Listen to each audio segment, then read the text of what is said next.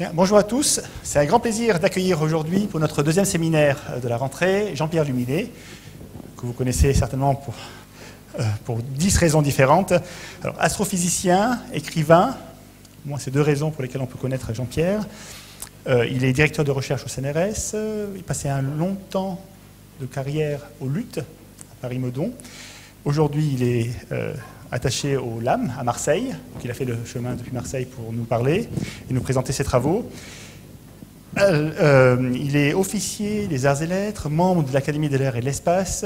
Ses travaux portent surtout donc, sur la physique des trous noirs et sur la cosmologie. Je disais physicien, ses travaux lui ont valu un grand nombre de distinctions. Je vais en sélectionner quelques-unes simplement juste pour vous le dire. Prix Paul Doitteau, Émile Bluté de l'information scientifique, c'était en 2006. Le prix européen de la communication scientifique en 2007.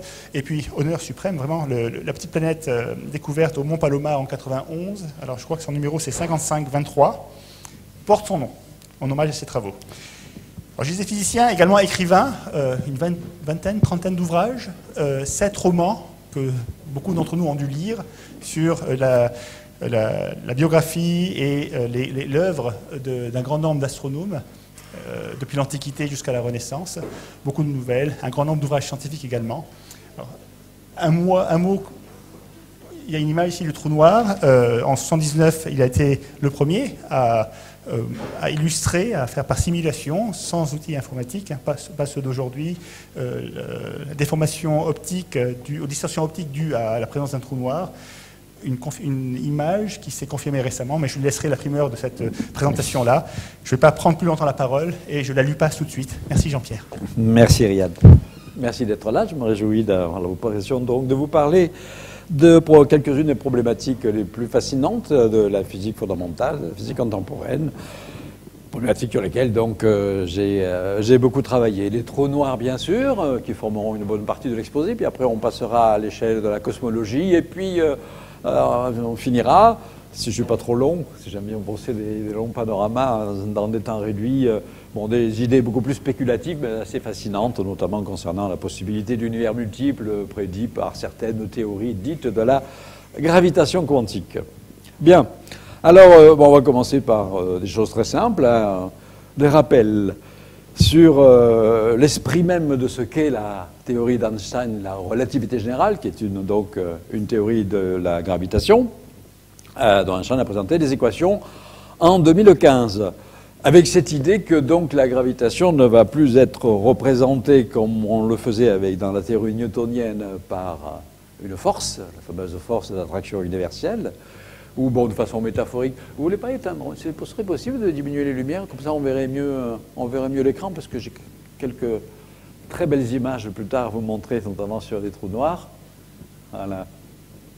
Oui, donc comme vous le savez, voilà, la loi de la gravitation universelle, qui marche fort bien sur le plan calculatoire, invoque donc effectivement pour expliquer les déviations de trajectoire au voisinage. Oui, très bien, ok.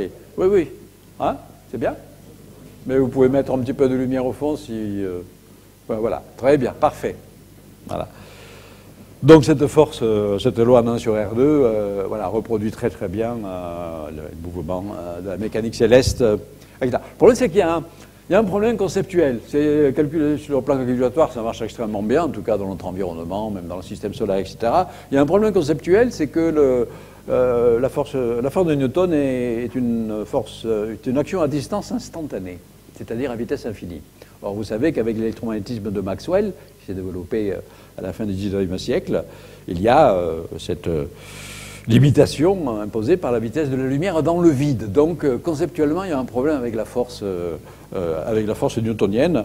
Et donc, c'est l'une des raisons qui a poussé les physiciens, et essentiellement Albert Einstein, bien entendu, à élaborer une nouvelle théorie de la gravitation dans laquelle on va se débarrasser justement de cette action à distance instantanée, qui n'a pas de sens physique, et au profit d'une géométrisation complète. Au lieu d'avoir un champ de force, on a un champ de gravité qui est décrit par une distorsion, une déformation de la courbe de l'espace-temps, qui va se traduire donc par des propriétés de courbure de l'espace-temps. Alors l'une des manifestations les plus spectaculaires de cette distorsion, parce que les équations d'Einstein vont lier le degré de courbure locale de l'espace-temps à la distribution de matière et d'énergie dans une région donnée. Donc on peut soupçonner qu'au plus il va y avoir une forte concentration de matière et d'énergie dans une région de taille limitée, au plus la distorsion va être grande. Et donc c'est un phénomène qui en astrophysique porte le nom de fondement gravitationnel, puisqu'on sait que beaucoup de configurations astrophysiques, ne serait-ce que déjà une étoile massive, à un certain moment donné de l'évolution, finit par se contracter sous sa propre gravité et carrément s'effondrer. Et donc on peut se poser la question, dans cette vision, dans la vision relativiste, que devient le tissu élastique, disons, de l'espace-temps, lorsque l'on a, par exemple, un corps qui... est-ce que l'animation, est-ce que ça marche comme ça? Oui, voilà. Votre objet s'effondre. Voilà. Et qui va former ce que l'on va appeler un trou noir. Voilà. Donc j'ai mis ici parmi d'autres, quatre chercheurs scientifiques qui ont joué un rôle absolument fondamental dans ces interrogations sur les fondements gravitationnels. Donc pour rappel, au cas où, Karl Schwarzschild, c'est le premier à avoir trouvé la solution exacte des équations d'Einstein à peine quelques semaines après la publication par Einstein de ces équations-là, correspondant à la structure de l'espace-temps relativiste, donc autour d'un objet sphérique. Voilà, sans savoir que ça s'appliquerait à la distribution d'un trou noir statique, c'est-à-dire un trou noir parfaitement sphérique. Chandrasekhar, prix Nobel de physique notamment, il a étudié des configurations, initialement il a étudié des configurations d'astres compacts qui n'étaient pas encore des traux noirs, qu'on appelle les naines blanches par exemple, ce genre de choses, et puis plus tard il s'est passionné pour les trous noirs et il a beaucoup travaillé sur la théorie mathématique des trous noirs. Robert Oppenheimer, le fameux Oppenheimer lié au projet Manhattan de la bombe atomique, auparavant, il avait fait avec ses étudiants le premier calcul d'effondrement gravitationnel relativiste et montré qu'on n'appelait pas encore cet objet-là effondré, on n'appelait pas encore ça un trou noir. Hein. Il avait montré qu'à un certain moment de l'effondrement, une partie de l'espace-temps se coupait de toute communication avec le milieu extérieur. Bien. Et puis John Wheeler, c'est un personnage extraordinaire qui a dirigé des thèses de Richard Feynman et de quantité d'autres physiciens brillants. Il bouillonnait d'idées et c'est à lui qu'on doit notamment le terme de black hole dans les années 60 et puis d'autres termes qui interviennent dans la relativité générale. Bien. Alors donc je reviens sur cette idée. Donc les équations d'Einstein, les équations du champ gravitationnel d'Einstein sous forme très condensée s'expriment de cette façon-là. Vous égalez deux objets qu'on appelle des tenseurs, des sortes de matrices 4-4, d'une certaine façon. Voilà. À gauche, vous avez un objet qui va rassembler toutes les propriétés relatives à la courbure, les propriétés de la géométrie locale de l'espace-temps, essentiellement définies par 10 composantes. Voilà. Et puis à droite, toutes les propriétés rassemblant ce qui concerne la distribution de la matière et de l'énergie, et également le mouvement, puisque évidemment le mouvement engendre également de la matière et de l'énergie. Voilà. Et donc, ce qu'il y a d'admirable dans ces équations, c'est que c'est l'équivalence entre les deux. C'est-à-dire la matière et l'énergie va courber l'espace-temps, et réciproquement, la courbure de l'espace-temps dicte les mouvements de la matière et de l'énergie, c'est ça. La relativité générale. Alors, toujours dans cette visualisation un peu simpliste à deux dimensions, évidemment, c'est l'espace-temps est quadridimensionnel, donc pour montrer quelque chose, on utilise en général l'idée de ce tissu à deux dimensions, qui est plus ou moins distordu par la présence des corps massifs. Alors, ah oui, alors j'ai oublié de dire, pardon. Donc, les solutions des équations d'Einstein, c'est quoi? Les solutions des équations d'Einstein, ça s'appelle des métriques d'espace-temps, écrites comme ça. Alors, enfin, ça, c'est très simple. C'est une sorte de théorème de Pythagore généralisé. De même que dans l'espace ordinaire euclidien sur la table, je vais décrire les propriétés de courbure de la table, c'est-à-dire de non-courbure en fait, hein, en écrivant que le carré de l'hypoténuse est égal à la somme des carrés des deux autres côtés, ben, vous prenez après n'importe quel espace, n'importe quel nombre de dimensions, un espace riemanien ou pas, etc., etc. Vous rajoutez des coefficients, parce qu'il y a de la courbure, etc., et vous avez l'équivalent du théorème de Pythagore. DS2, c'est l'intervalle, c'est une sorte d'hypoténuse spatio-temporelle qui dépend donc voilà, des autres coordonnées avec tous ces coefficients, là, je vous dis, il y en a 10 indépendants, qui caractérisent qu'on appelle les potentiels de gravitation. Bon. Alors donc, ça veut dire que dans les situations où on a une faible gravité, c'est-à-dire l'approximation newtonienne va être plutôt bonne, c'est le cas des systèmes solaires. Voilà. Donc, va être suffisamment bonne dans la plupart des cas. C'est pour ça que quand on envoie les vaisseaux spatiaux faire des rendez-vous extraordinaires avec un noyau de comète ou des choses comme ça, on utilise encore les équations de Newton, les lois de la mécanique céleste. Maintenant, si on va aller plus subtilement, il y a quand même des effets relativistes dans le système solaire, dans l'orbite de Mercure, tout un ensemble de choses qui se manifestent, mais ces effets sont relativement faibles. Après, évidemment, vous avez des configurations où la gravité est plus forte, et typiquement les configurations engendrées par les étoiles compactes, naines blanches, étoiles à neutrons, essentiellement, donc résidus finaux de l'évolution de la plupart des étoiles. Et puis ce qui va nous intéresser surtout, c'est le cas extrême où on a des systèmes à très très forte gravité qui vont précisément correspondre au trou noir, c'est-à-dire issus d'un effondrement gravitationnel qui ne pourra pas être freiné par une résistance ultime de la matière, comme c'est le cas pour les naines blanches et les étoiles à neutrons. Et qu'est-ce qui se passe? Vous voyez la différence, même si c'est, je répète, une sorte de vue d'artiste un peu métaphorique. Qu'est-ce qui se passe? Au lieu d'avoir une simple distorsion locale, on a un puits, carrément. Un puits de gravité. Et le puits donc est caractérisé par un bord, le bord du puits, qui est un bord immatériel, contrairement aux autres objets qui ont une surface solide, hein, les étoiles à neutrons, les pulsars, tout ça, ça a des surfaces solides. Là, le trou noir ne va pas avoir du tout de surface solide, c'est juste, il va être délimité, sa frontière du trou noir, c'est le bord du puits, et c'est la zone de non-retour, c'est-à-dire si vous franchissez le puits, vous ne pouvez plus en sortir, et même si vous êtes un rayon lumineux. Et donc, la frontière s'appelle Event Horizon, c'est-à-dire horizon des événements. Alors ici, c'est un cercle parce que c'est à 2 dimensions. À 3 dimensions, dans l'espace tridimensionnel, c'est par exemple une sphère ou une ellipsoïde légèrement aplatie. Quand le trou noir tourne, je répète, ce n'est pas une surface solide, une frontière géométrique, zone de non-retour. Voilà. Bien. Alors on l'appelle horizon des événements, ça porte bien son nom, ça veut dire que tous les événements qui sont dans le puits, c'est-à-dire dans le trou noir, ils sont inaccessibles et inobservables pour tout observateur extérieur. Donc, la surface du trou noir joue le rôle d'un horizon au-delà duquel on ne peut pas voir les événements qui sont dans le trou noir. Voilà vraiment le b.a.-ba. Maintenant, une notion d'astrophysique, parce que ça, c'est juste des considérations fondées juste sur la relativité générale, considération théorique. Est-ce qu'il y a maintenant des processus astrophysiques susceptibles réellement de produire ce genre de configuration de très très forte gravité que sont les trous noirs? Alors ça, ce sont les théories de l'évolution stellaire qui se sont développées au XXe siècle, qui nous disent, alors en abrégé, hein, parce que j'ai pas beaucoup de temps pour raconter tout ça, les lois de l'évolution stellaire sont assez bien résumées dans ce vaste tableau où au départ vous avez les étoiles à leur naissance avec les masses qui sont indiquées ici, hein, en unité de masse solaire, voilà. Et puis ici vous avez typiquement les densités centrales de ces étoiles-là, et ça, les flèches-là, ce sont les trajets d'évolution à mesure que les étoiles évoluent, puisqu'elles consomment leur carburant, et ainsi de suite, etc. Et à la fin de cette consommation, le cœur de ces étoiles s'effondre gravitationnellement. Bien.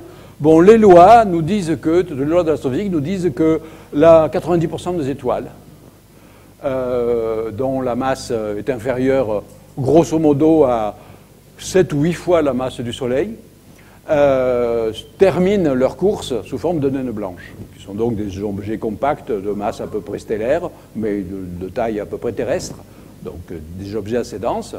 Voilà, donc notamment le sort final du Soleil. Alors, ce qu'il y a, c'est que Chandrasekhar, dont j'ai parlé, l'une de ses premières grandes découvertes dans les années 20, consistera à démontrer que c'est bien beau les naines blanches, mais elles ne peuvent pas supporter une masse plus grande que 1,4 fois la masse du Soleil. Parce que leur structure, la pression qui les fait tenir, ça s'appelle la pression de dégénérescence électronique, au-dessus de 1,4 fois la masse solaire, ne résiste pas à l'écrasement. Donc il y a d'autres configurations plus denses. Alors ça concerne l'évolution d'environ 9,9% des autres étoiles plus massives, dont la masse est grosso modo, dont la masse initiale est grosso modo comprise entre 8 à 9 fois la masse du Soleil jusqu'à quelque chose comme 30 ou 40, c'est un peu incertain parce que aussi c'est fondé sur des simulations numériques, etc., combinées à des observations. Et donc ces objets-là évoluent de façon plus brutale. À la fin de leur vie, ils explosent dans les fameuses explosions de supernova, et surtout le cœur de ces étoiles s'effondre pour former des objets beaucoup plus compacts qu'on appelle des étoiles à neutrons. Une sorte de paquet de neutrons, cette fois-ci c'est la pression de dégénérescence électronique qui résiste à l'effondrement gravitationnel. La physique connue actuellement, toujours inventer autre chose, mais pour l'instant la physique connue qui marche bien nous dit que il y a également une limite de masse supérieure pour les étoiles à neutrons. Une limite dite Landau, Oppenheimer et Volkoff, qui est d'environ 3 fois la masse du Soleil. D'ailleurs, les observations actuelles qui permettent de mesurer les masses des pulsars et des étoiles à neutrons disent que pour l'instant, aucune étoile à neutrons observée n'a une masse dépassant 2 fois la masse du Soleil. Ça veut dire que la théorie ne donne pas d'autre alternative pour l'instant que l'effondrement gravitationnel en trou noir, c'est-à-dire que la matière ne peut pas résister. Hein, voilà. Et alors vous voyez sur le... Et donc ça concernerait l'évolution des étoiles, grosso modo, plus massives, environ initialement que 40 fois la masse du Soleil, ce qui ne représente qu'en moyenne une étoile sur 10 000, parce que le spectre de masse des étoiles est essentiellement centré autour des étoiles de type solaire. Hein, voilà. Bon, mais ça veut dire qu'une étoile sur 10 000, à terme, fabrique un trou noir de nature stellaire, c'est-à-dire de masse stellaire, c'est-à-dire quelques fois la masse du Soleil, 10, peut-être 50, 60 fois maximum la masse du Soleil. Et on a au moins une explication de la formation de ces trous noirs stellaires. Alors, je ne sais plus ce que j'ai préparé pour la suite, mais aussi je vais y venir. Après, la théorie nous dit qu'il va exister des trous noirs un peu de toute taille, de toute masse, y compris des trous noirs qui ne sont pas formés par effondrement gravitationnel d'étoiles, donc des trous noirs microscopiques qui se seraient formés au Big Bang, et puis surtout, je vais être amené à en parler plus en détail, des trous noirs géants et supermassifs qui ne sont pas formés avec des étoiles, ou alors formés par la croissance d'un trou noir initialement stellaire qui, à force d'avaler de la matière, finit par grossir à des tailles gigantesques. J'aurai l'occasion d'y revenir. Bon. Alors une fois que vous avez dit, bon, ok, d'accord, il y a des processus astrophysiques plausibles qui expliquent la formation de trous noirs, au moins déjà les trous noirs stellaires. Voilà. Ben maintenant, comment on les voit? Comment on les met en évidence? Voilà. Donc on va rechercher des signatures.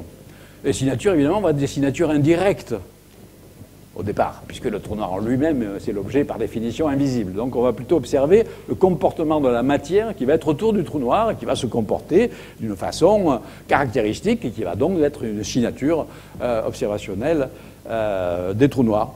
Alors par exemple, pour la détection des trous noirs distellaires, eh bien la signature qui a longtemps été la seule, c'est des trous noirs qui seraient associés dans des couples stellaires, puisque la plupart des étoiles vivent en couple. Et dans un couple stellaire, l'une des deux, si elle est massive, se transforme en trou noir, tandis que l'autre reste à l'état gazeux. Et cette vue d'artiste, ceci est évidemment une vue d'artiste, suggère que dans ce stade de l'évolution, il y a un transfert de matière, c'est-à-dire le champ de gravité du trou noir arrache et aspire une partie de l'enveloppe gazeuse de l'étoile partenaire qui se met donc en spirale et qui forme ce qu'on appelle un disque d'accrétion, une structure de gaz turbulente qu'on appelle un disque d'accrétion et qui va progressivement perdre de l'énergie du moment angulaire et donc va s'approcher, spiraler, finir par tomber dans le trou noir, mais ce faisant évidemment s'échauffer à des températures de millions de degrés, ça émet des bouffées de rayonnement X. Voilà une signature indirecte. Alors on a commencé à faire des modèles, donc on appelle ça des sources X binaires, parce que ce sont des étoiles doubles dont on ne voit qu'une composante visible, et puis c'est associé à des sources X, des sources de rayonnement X puissantes et rapidement variables, et donc interprétées par des disques d'accrétion autour de ces objets compacts. Donc ce sont les premières signatures qui ont été imaginées dans les années 70, d'abord par quelques théoriciens qui ont fait la théorie des disques d'accrétion et assez rapidement suivi des premiers télescopes à rayons X embarqués dans l'espace, parce que vous savez que les rayons X n'arrivent pas au sol, donc il fallait attendre le développement du spatial pour envoyer des télescopes à rayons X dans l'espace. Et dès qu'on a fait ça, on a commencé effectivement à découvrir ces sources X binaires avec des caractéristiques qui ressemblaient vraiment à ce qui était prédit par les modèles de disques d'accrétion. Alors, en ce qui concerne maintenant les trous noirs géants, les trous noirs supermassifs, ben, on soupçonnait déjà également à cette époque, fin des années 60, début des années 70, qu'au centre des galaxies, cette fois-ci, il pouvait y avoir des trous noirs, enfin un trou noir, autour de quasiment chaque galaxie, mais un trou noir géant. Un trou noir géant, ça veut dire un trou noir extrêmement massif. Des millions de fois la masse du Soleil, y compris plusieurs milliards de fois la masse du Soleil. Donc c'est des trous noirs massifs et supermassifs. On peut dire aussi qu'ils sont géants parce qu'il y a une formule très simple qui lie la taille d'un trou noir à sa masse. C'est une formule de proportionnalité. Voilà. Donc si vous augmentez de 1 milliard la masse d'un trou noir, sa taille augmente d'1 milliard. Alors je ne vous l'ai pas dit, donc bon, c'est la formule de Schwarzschild, c'est très simple. Schwarzschild d'un trou noir, c'est 3 km multiplié par la masse, en unité de la masse du Soleil. Donc ça veut dire qu'un trou noir qui ferait 10 fois la masse du Soleil ferait 30 km de diamètre. Voilà. Et s'il fait 10 milliards de fois la masse du Soleil, ça commence à faire énorme. Hein, bon, ouais. Bien. Alors ces trous noirs-là, ben, on soupçonne leur existence depuis longtemps. Au départ, c'était par des arguments énergétiques. Par exemple, on observait ce genre d'objet. Là, vous voyez, c'est des photographies extraordinaires. Ça s'appelle une radiogalaxie. Ça, là, voilà. Donc la galaxie, elle est là. C'est déjà une galaxie géante, déjà beaucoup plus grosse que notre propre Voie lactée. Et vous avez des jets relativistes qui sont émis, des jets de plasma très très chaud, à des vitesses proches de la vitesse de la lumière. Ça veut dire qu'il y a un moteur au centre de la galaxie capable de faire ces éjections-là. Et dès la fin des années 60, les théoriciens ont spéculé que ce moteur ne pouvait être qu'un gros trou noir. Alors, c'est pas lui directement, évidemment, il n'y a pas de l'énergie qui sort, mais en revanche, il va produire dans son environnement des phénomènes d'éjection de matière à très haute vitesse, et donc c'est le moteur d'activité de ce qu'on appelle maintenant les noyaux actifs de galaxies. Alors maintenant, après on s'est dit, mais il peut y avoir des trous noirs géants, mais qui ne sont pas très actifs, parce qu'ils ont déjà avalé pas mal de matière, etc. Donc, il peut y avoir des trous noirs relativement calmes, et c'est le cas au centre de notre propre galaxie, où également, depuis les années 90, on soupçonne la présence d'un trou noir relativement massif, 4 millions de fois la masse du Soleil, j'aurai l'occasion d'y revenir. Et cette fois-ci, c'est l'observation, alors c'est un peu plus direct, hein, c'est l'observation en fait, du mouvement, on fait un suivi observationnel depuis un peu plus de 30 ans des étoiles qui gravitent autour du centre de gravité de la Voie lactée, où on ne voit rien, mais l'analyse des vitesses anormalement élevées de ces étoiles conduit, la dynamique de cet amas d'étoiles conduit donc à l'hypothèse d'un trou noir central. Bien. Alors moi, c'est l'époque où... si je voulais mettre... Alors, oui, et une autre signature indirecte, sur laquelle j'ai commencé à travailler au début des années 80, c'est s'intéresser en fait à qu'est-ce qui se passe lorsqu'une étoile va frôler un trou noir massif ou supermassif. Bon, typiquement, au centre d'une galaxie, il y a des amas d'étoiles, comme ça. Puis il y en a qui vont passer tellement près du trou noir, il y en a qui vont tomber dedans. Bon, ok, d'accord, c'est peut-être pas très intéressant parce qu'elles disparaissent, voilà. Mais il y en a qui vont frôler. Et là, c'est plus intéressant parce que quand elles le frôlent, elles vont pénétrer dans une région délimitée par ce qu'on appelle le rayon de marée du trou noir. C'est-à-dire une région où les forces de gravitation, l'équivalent des forces gravitationnelles, c'est-à-dire en fait la courbure de l'espace-temps est tellement grande que l'objet qui pénètre lui-même va être distordu, etc. Donc au début des années 80, j'ai commencé, et j'ai été l'un des premiers à calculer comment une étoile pénétrant dans le rayon de marée d'un trou noir supermassif pouvait effectivement évoluer, et à calculer que ces étoiles étaient détruites en fait par les forces de marée, ce qui du coup dans leur destruction ça provoque des quantités de phénomènes observables, et ça faisait une signature. Alors ça c'est une animation vraiment très très simpliste par rapport à la complexité du phénomène. Disons que mes collaborateurs, on avait calculé qu'en quelques heures de passage dans le rayon de marée, l'étoile est essentiellement aplatie dans le plan de son orbite pour être transformée en ce qu'on avait appelé des stellar pancakes, une crêpe stellaire, une crêpe gazeuse aplatie. Et puis après, ça finissait par rebondir, la pression augmentant, et par exploser. Et on avait donc publié dans notre papier, dans la revue Nature, on avait parlé donc de crêpe stellaire flambée. Bien.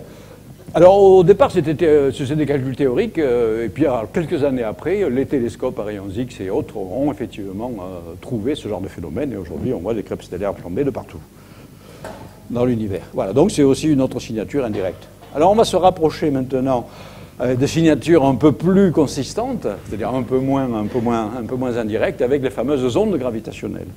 Alors, les ondes gravitationnelles, vous le savez, c'est une prédiction incontournable de la théorie d'Einstein, c'est-à-dire que la matière, la distribution de matière déforme l'espace-temps, mais le mouvement également. Mais lorsque la matière bouge dans l'espace-temps, elle fait vibrer d'une certaine manière l'espace-temps et produit ce qu'on appelle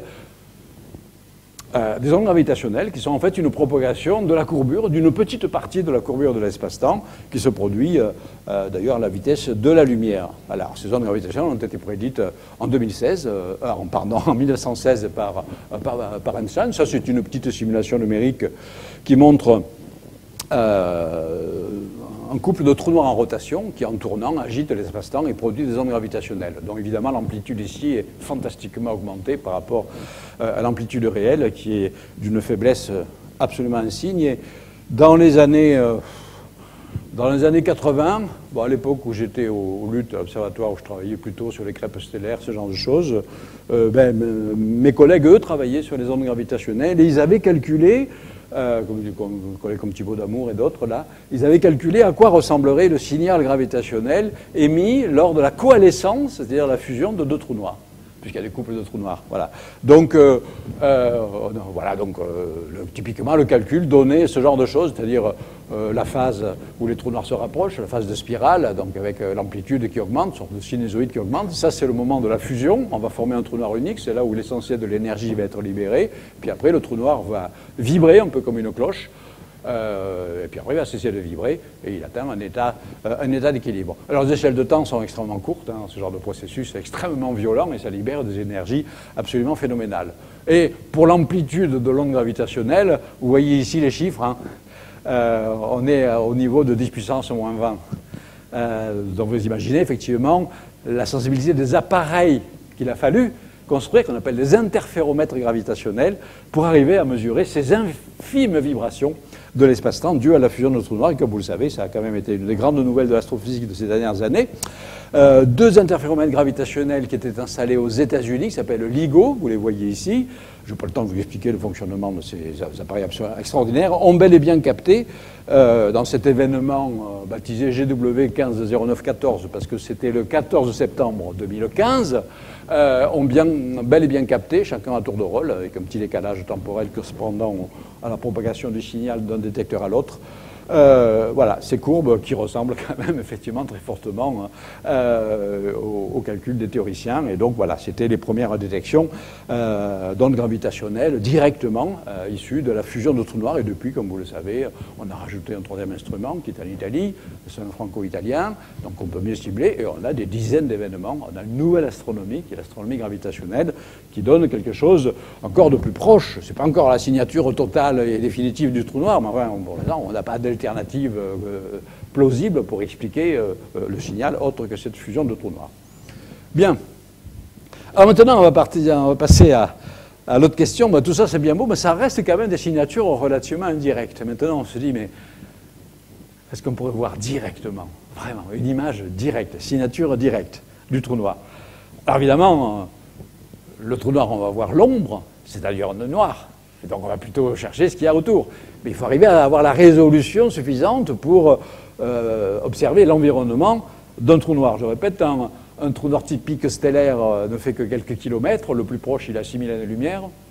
Bon, on n'est pas prêt de pouvoir avoir la résolution suffisante. En revanche, les trous noirs super géants, super massifs, ils sont plus loin, certes, mais on se dit, peut-être que... Alors, vous allez voir les chiffres, je vais vous les donner.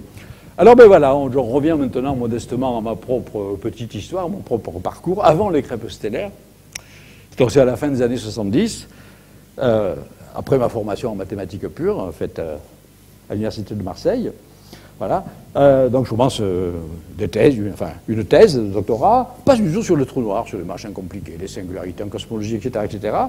Et puis, c'est quand même une époque, j'arrive à l'observatoire de Bedon, je vois bien que je m'intéresse déjà au trou noir, parce que je m'intéresse aux distorsions de l'espace-temps, ce genre de choses, voilà. Puis je vois bien que la plupart des astronomes n'y croient pas vraiment, parce qu'on a des signatures quand même un peu trop indirectes, voilà. Et en discutant avec mon directeur de thèse de l'époque, Brandon Carter, l'un des meilleurs spécialistes des trous noirs, enfin, théoricien en tout cas, on dit, mais ce serait pas mal quand même de calculer à quoi ça ressemblerait, de vue de près. ou vu de loin, mais avec un énorme télescope. À quoi ressemblerait un trou noir entouré de quelque chose? Voilà. Alors déjà, à l'époque, on commençait à parler un petit peu des trous noirs dans la vulgarisation. Pas beaucoup, mais enfin voilà. Et le genre d'image typique qu'on montrait, c'est ce genre de choses. C'est-à-dire qu'on appelle les vues d'artistes. Voilà. Alors, personnellement, ça évoque simplement l'idée qu'un trou noir est entouré d'une structure de gaz qui va tourbillonner. Voilà. J'ai toujours été un petit peu agacé par ces choses-là, parce que c'est complètement faux. Complètement faux. Parce que ça ne tient absolument pas compte des lois de la propagation des rayons lumineux dans l'espace-temps courbe, des propriétés physiques du disque d'accrétion, etc. Donc je me mets au boulot au début de 1978. Voilà. Pour calculer à quoi ça ressemblerait vraiment. Voilà. Donc un disque de gaz mince autour d'un trou noir. Bon. Alors avant de se lancer dans les calculs, ça c'est une philosophie générale pour les chercheurs, les étudiants, etc., etc., avant d'écrire les équations, c'est bien d'avoir une intuition géométrique de ce qu'on peut avoir, quand on peut avoir une intuition géométrique. Alors pour ça, oui, on pouvait avoir une intuition géométrique assez simple. Vous prenez un objet sphérique entouré d'un disque brillant. Ben, vous avez par exemple les anneaux de Saturne. Bon, ben, on est dans l'espace-temps quasiment plat, sans courbure du système solaire, donc on retrouve essentiellement les lois de l'optique ordinaire. Donc vous avez une partie du disque qui est cachée, du disque qui est caché derrière le disque de Saturne. Bon, voilà. Donc c'est pas très compliqué de dire maintenant en relativité générale, on va avoir un espace-temps courbe. Ben, ça va plus être ça. Ce qui va se passer, c'est plutôt ça. C'est-à-dire, on a ici, alors vu de côté, on a l'objet, le trou noir, on a le disque mince. Alors la partie avant, ben, ça va donner effectivement quelque chose qui va ressembler à ça. Alors ça, c'est une sorte de plaque photo virtuelle, j'imagine, et on va calculer le flux lumineux qui arrive sur cette plaque photo, tous les photons qui sortent du disque d'accrétion. Mais ce qui est intéressant, c'est que la face arrière, dont une partie, selon l'inclinaison, est éventuellement cachée, ben, le champ gravitationnel relève les images, et donc, vous voyez la totalité du dessus, il n'y a plus de partie cachée. Donc, vous avez ça. Deuxième propriété encore bien plus étonnante, les rayons lumineux qui partent carrément de l'autre côté, qui évidemment normalement ne devraient jamais parvenir, mais certains d'entre eux sont encore tellement déviés par le champ de gravitation qu'ils vous donnent une image dite secondaire qui est carrément l'autre côté du disque de gaz, qui est évidemment extrêmement distordu. Donc grosso modo, vous allez voir le dessus et le dessous, la forme un petit peu d'un champignon. Voilà. Donc une fois qu'on se dit, bon, on devrait obtenir ça, une fois que j'écris le programme, les équations, etc., vous écrivez le programme, et voilà. Alors, pour la petite histoire, à l'époque, c'est 1978, à l'Observatoire de Paris, de Meudon, en fait, il y a un seul gros ordinateur, un gros IBM, qui occupe une pièce entière. On apporte des paquets de cartes perforées, etc., etc.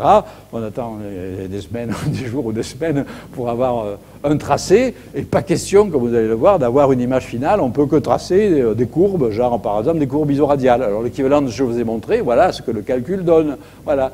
L'image de cercle, c'est l'image vue de dessus des cercles, c'est ça, la partie supérieure du champignon, et l'image de ces mêmes cercles, mais qui ont fait un tour de 180 degrés, c'est la partie basse. Ok, bon, ça, c'est pas encore une image réaliste. Maintenant, il faut tenir compte des vraies propriétés du disque de gaz. Il est chaud à certains endroits, il n'est pas uniformément chaud. Voilà, pour calculer le flux qui va être émis. Donc, deuxième partie, vous rajoutez dans les équations les propriétés physiques du disque de gaz et vous calculez, l'ordinateur est capable, l'ordinateur il avait un tracé simplement de ces courbes-là, les isophotes, les courbes de flux constant. Voilà, donc là le flux va être maximum autour du trou noir. Alors pourquoi il y a une asymétrie? Parce que normalement dans le disque d'agression, vous avez une loi de température dépendant de la distance, c'est pareil des deux côtés. Mais sauf qu'il y a un effet majeur qui s'appelle l'effet Doppler. Le disque d'accrétion tourne autour du trou noir et à une vitesse relativiste. Donc l'effet Doppler vous dit que la partie qui s'approche de l'observateur, le flux va être considérablement amplifié. Donc on a simplement supposé ici que le disque tourne dans cette direction-là, et donc c'est cette partie-là qui se rapproche de nous, donc le flux va être augmenté. Voilà. Je ne pouvais pas aller plus loin avec les moyens de visualisation de l'ordinateur de l'époque. Mais moi, ce que je voulais, c'est avoir une image réaliste, la plus réaliste possible, une sorte de photographie virtuelle. Voilà. Et donc, cette image a conclu, effectivement, je vais vous expliquer rapidement comment je l'ai faite, donc la voici. Voilà, donc c'est une image qui a été publiée pour la première fois 1978, d'abord dans la revue La Recherche, où on avait publié le premier article de vulgarisation en français sur les trous noirs. Là, mais il n'y avait pas d'explication technique, et en revanche, donc, au début de 1979, ça a été publié avec toutes les équations et toutes les explications et les étapes intermédiaires là-dessus. Alors, donc on reconnaît donc la structure dont je viens de vous parler, on voit la totalité du... Alors, le trou noir, il est là, avec son horizon des événements qui est légèrement agrandi par rapport à sa taille réelle par un effet de loupe gravitationnelle qui se calcule relativement aisément. La partie avant du disque de gaz, elle est là. Et puis ça, vous voyez le fin halo, c'est la partie arrière, très déformée, dont on ne voit qu'une partie, parce que le reste est caché en supposant que le disque est opaque. Et donc on a cette région de forte luminosité à cause de cet effet Doppler. Alors, pour la petite anecdote, donc, comment j'ai fait... Alors, attendez, je vous montre là. Oui. Alors, pour décoder ça, voilà. Donc, je vous l'ai dit, hein, donc l'ombre du trou noir, c'est-à-dire l'image légèrement agrandie de l'horizon des événements, c'est ça. Ensuite, l'image du dessus, en fait, je viens de vous le dire, j'avais oublié que j'avais mis cette image explicative. Ah oui, un truc que je n'en ai pas parlé là, l'ISCO, ça veut dire la dernière orbite circulaire stable, parce que vous voyez que le bord interne du disque de gaz ne touche pas le trou noir. Il y a un intervalle entre les deux, parce que c'est les lois de la relativité générale qui nous disent qu'il y a une ultime orbite circulaire stable qui est plus grande que l'horizon. Voilà. Et puis, qu'est-ce qu'il y a après? L'image du dessous, qu'on appelle aussi l'anneau de photons. Et puis, et ça, donc, c'est la manifestation de l'effet Doppler. Ah oui, alors quand même, donc, comment j'ai fait finalement cette image-là? J'ai dû la faire à la main. Tout simplement à la main. Parce que l'ordinateur ne permettait pas de la faire.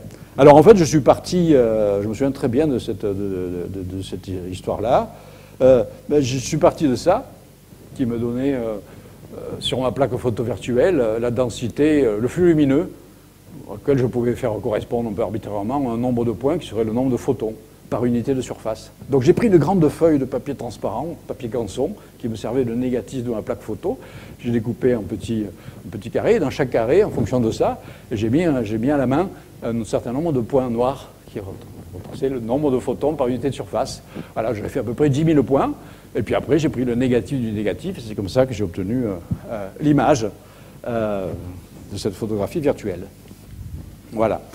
Alors ultérieurement, ces travaux donc, ils ont été publiés, sur le coup on a un petit peu parlé, puis après on a un petit peu oublié, plus personne n'a travaillé pendant 10 ans dessus. C'est-à-dire moi je suis passé au crêpes stellaires et à autre chose, etc. Bon, voilà.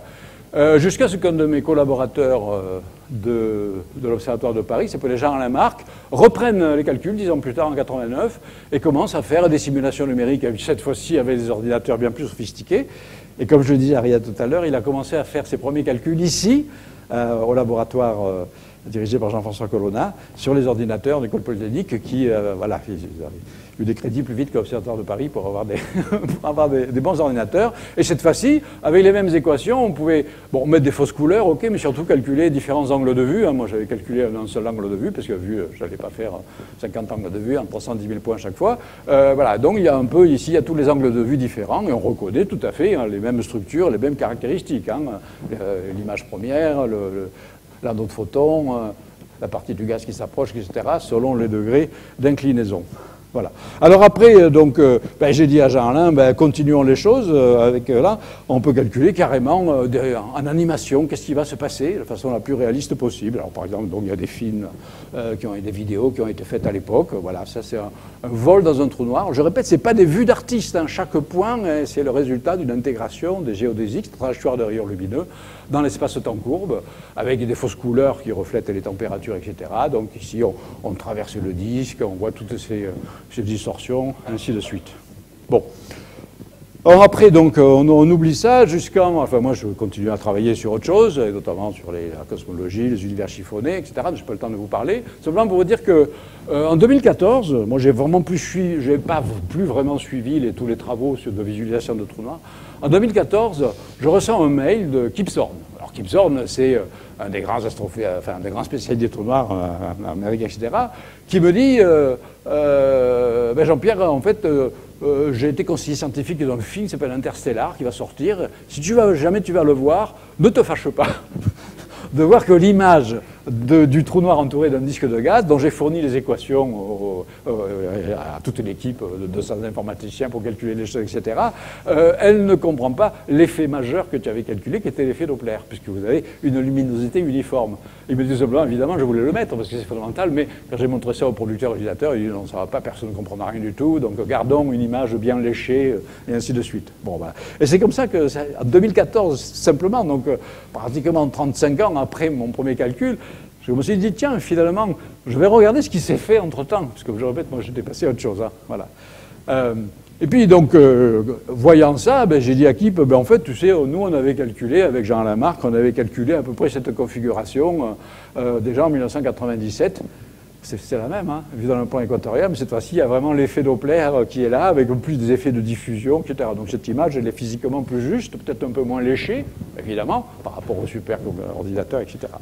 Bien. Ok, ça c'était 2014. Et puis c'est là que j'ai commencé en me documentant, à revenir sur le sujet, qu'il existait un projet depuis plusieurs années qui était en train de se développer, un projet de radioastronomie, censé cette fois-ci obtenir une vraie image télescopique de trous noirs. C'est-à-dire comment on va passer de l'ordinateur au télescope. Alors pour ça, comme je le disais, on va plutôt cibler des trous noirs géants, parce que les trous noirs stellaires, ils sont totalement hors d'accès de la résolution de n'importe quel télescope que l'on puisse imaginer. Alors, j'ai déjà parlé du trou noir galactique, celui qui est au centre de notre Voie lactée, qu'on appelle Sagittarius A. J'ai déjà dit, je crois, que l'analyse des mouvements orbitaux des étoiles proches de ce trou noir-là conduisent donc à estimer une masse de 4 millions de fois la masse du Soleil, et avec la formule très simple de Schwarzschild, ça vous donne un diamètre de 25 millions de kilomètres. C'est pas mal, 25 millions de kilomètres, mais on est à quasiment 30 000 années-lumière. Donc grosso modo, ça veut dire que la taille angulaire sur le ciel, c'est à peu près la taille d'une pièce de monnaie placée sur la Lune. Voilà.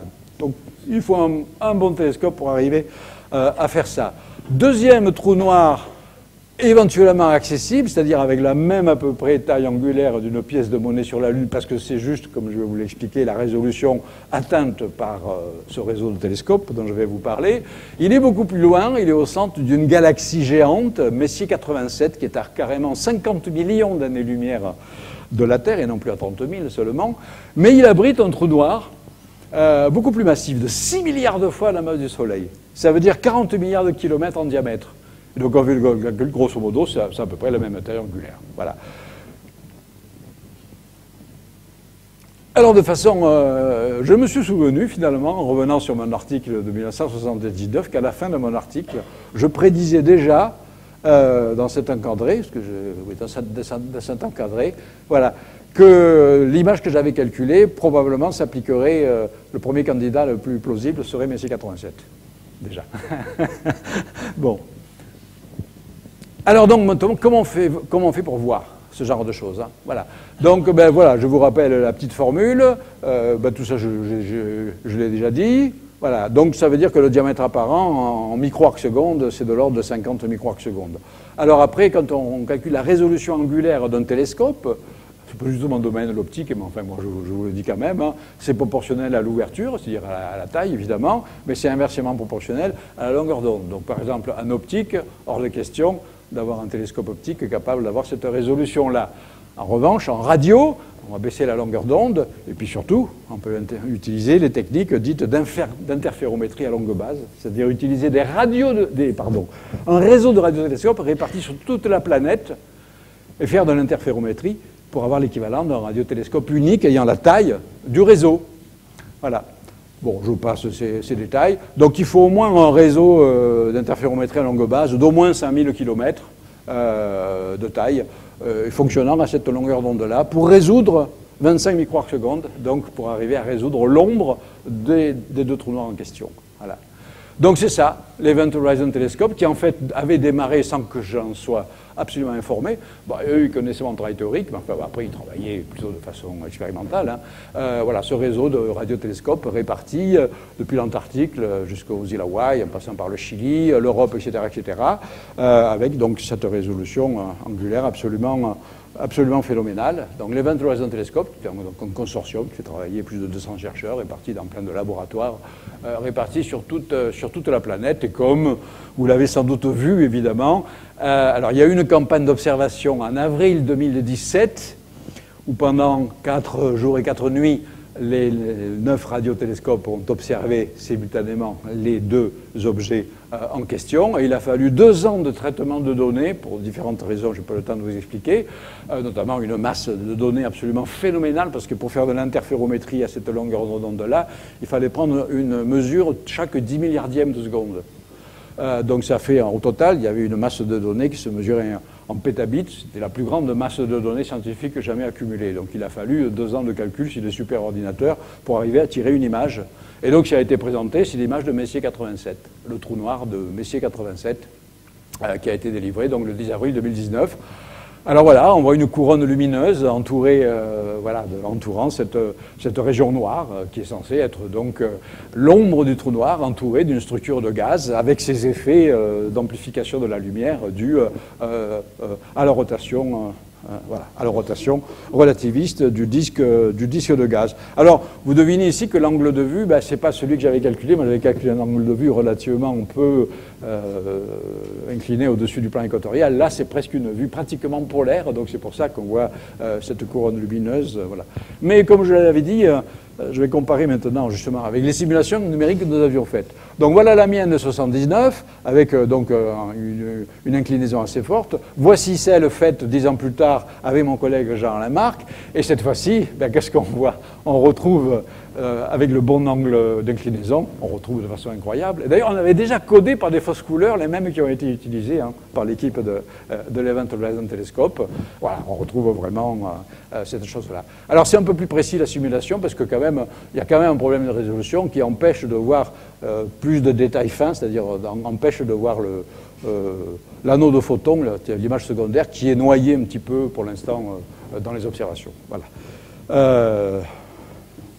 Bon, voilà un petit peu cette jolie aventure, 40 ans après ce calcul. Franchement, moi, à l'époque, je ne m'attendais pas du tout à ce que de mon vivant, on puisse avoir une image télescopique de trou noir. Donc, on reconnaît ce que je vous ai dit, là, voilà, l'ombre du trou noir. On compare l'image télescopique et l'image numérique. Bon, voilà.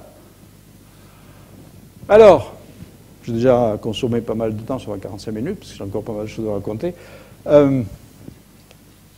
Qu'y a-t-il au fond du trou? Voilà. Parce qu'évidemment, dès qu'on parle d'un trou noir, plus de gravitation, la matière et l'énergie, ça tombe dedans, mais où ça va? Alors, dans une première solution les plus simples, le trou noir de Schwarzschild, le trou noir qui ne tourne pas, la relativité générale classique, c'est-à-dire non quantifiée, nous dit que toutes les trajectoires convergent vers le centre du trou noir et va former ce qu'on appelle une singularité. Une singularité gravitationnelle, c'est-à-dire un infini de courbure. La courbure devient infinie. Donc ça fait une sorte de nœud qui va boucher l'espace-temps. Le puits gravitationnel a un fond. Il est bouché, mais ce fond, il est singulier. Et ça, les physiciens détestent les singularités, évidemment.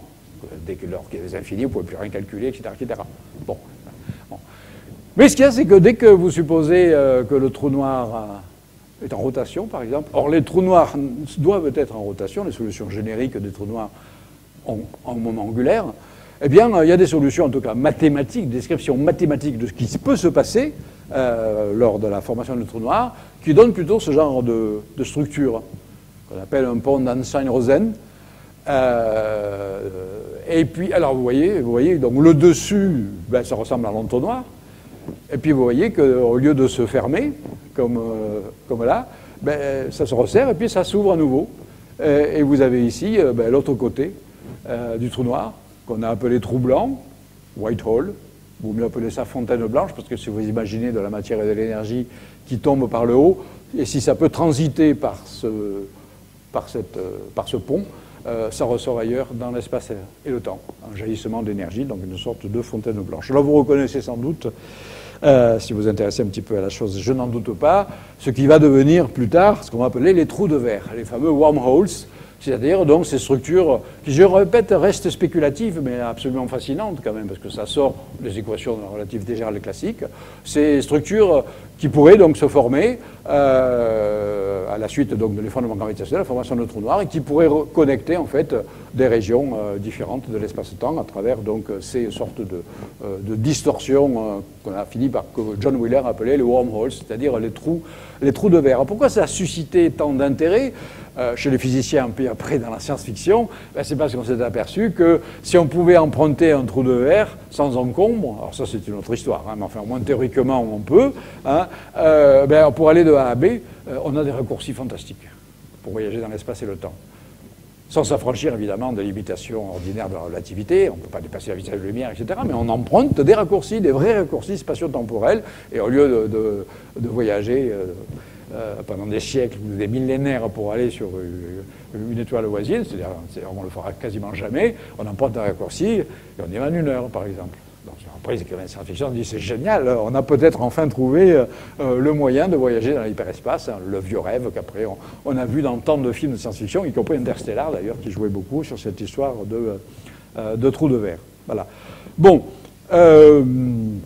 ces structures-là sont fascinantes et elles sont quand même extrêmement instables. Quand on les étudie un peu plus sérieusement, on s'aperçoit que elles sont instables, en ce sens que la moindre perturbation gravitationnelle a tendance à les détruire. Alors imaginons que dans le cas idéalisé, on ait bel et bien un trou de verre qui se forme, qui soit là, qui ne soit pas fermé, etc. Le moindre truc qui rentre, ne serait-ce qu'un photon, une particule de lumière, donc fortiori évidemment un vaisseau spatial, etc., va induire une perturbation gravitationnelle, parce que le mouvement crée de l'énergie crée de la gravité, donc on va en perturber le champ de gravité du trou de verre, et les calculs disent que le trou de verre va se boucher. Quasiment instantanément, on ne pourra jamais passer à travers. Voilà. Bon, les perspectives ne sont pas terribles pour le voyage spatio-temporel, mais les physiciens théoriciens ne se découragent jamais.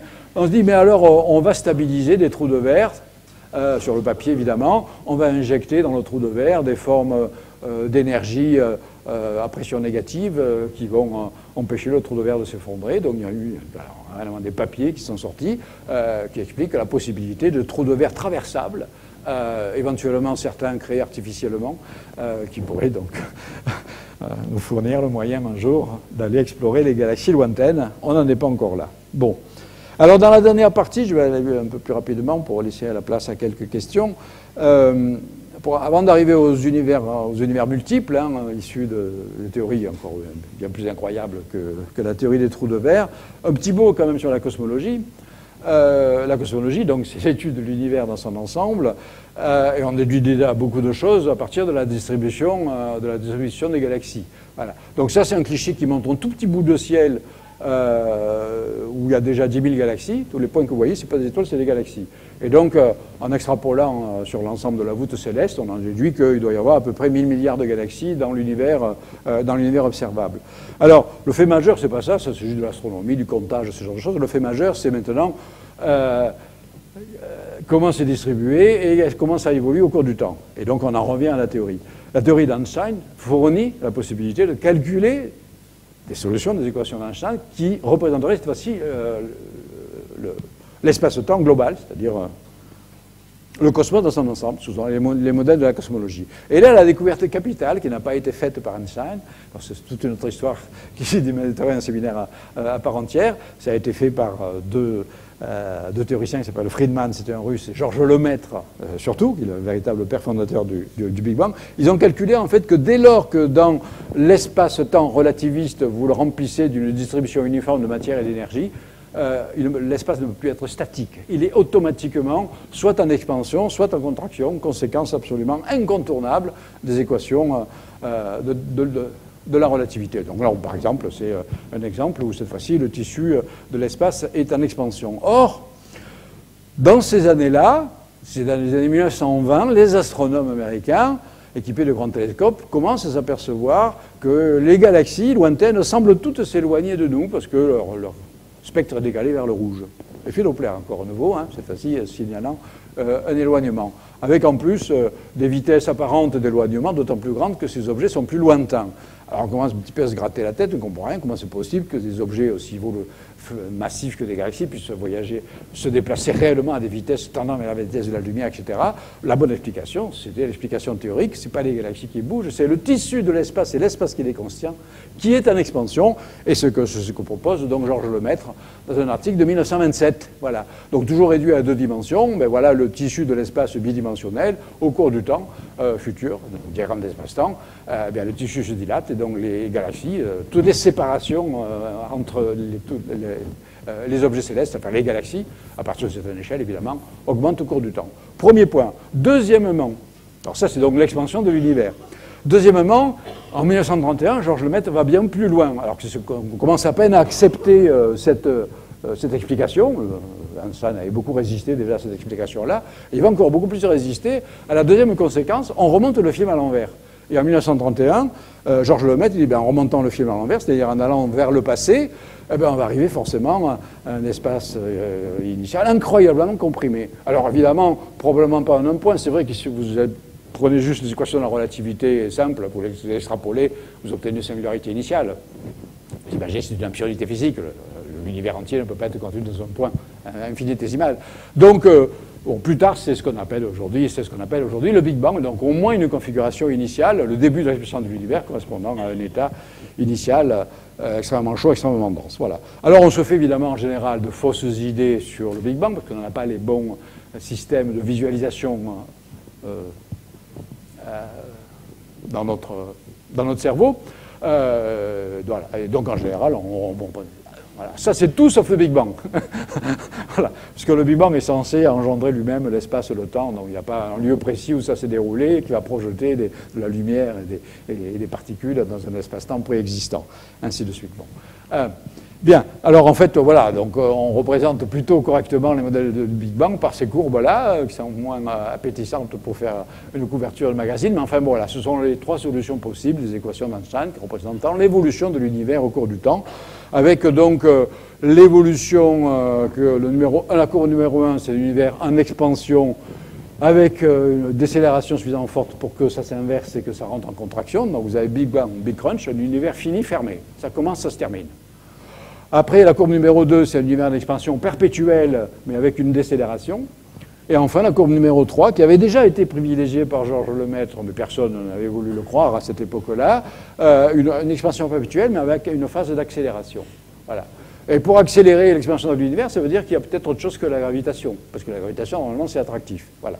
Et jusqu'à la fin des années 90, on pensait qu'on penchait plutôt vers le modèle intermédiaire numéro 2, c'est-à-dire un univers en expansion perpétuelle, en décélération à cause de la gravitation.